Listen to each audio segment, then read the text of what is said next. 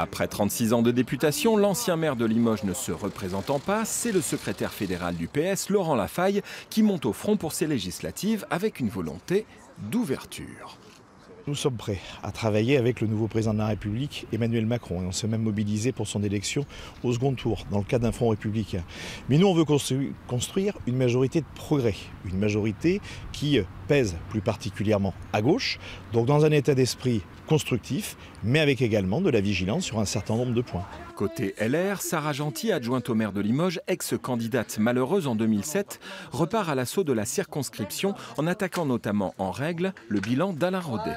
Je pense qu'il n'a pas mis assez d'énergie pour défendre notre territoire. Aujourd'hui, quelques exemples, les militaires sont partis, c'était quand même une force économique importante.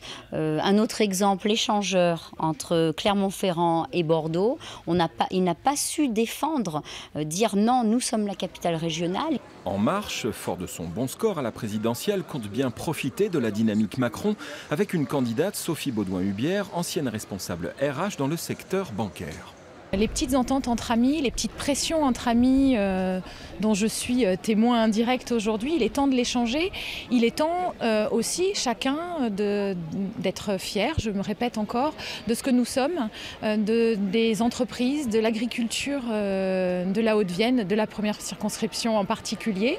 Au Front National, Nathalie Gérard, la sœur du secrétaire fédéral départemental, avec plus de 17% des voix pour Marine Le Pen au premier tour, se présente comme la principale opposante à une possible majorité présidentielle.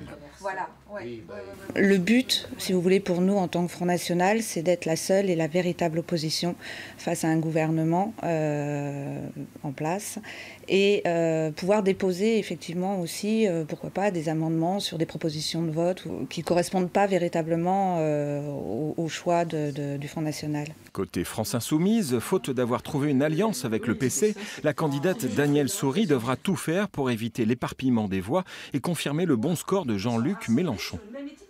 On est en train de payer plein pot en Limousin et en Haute-Vienne en particulier cette réforme qui nous prive d'un certain nombre d'emplois, qui nous prive d'un certain nombre de centres de décision.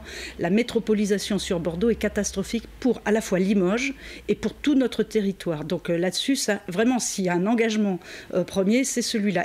45 communes, 127 000 habitants, une première circonscription de Haute-Vienne où là également rien n'est joué dans cette nouvelle donne électorale.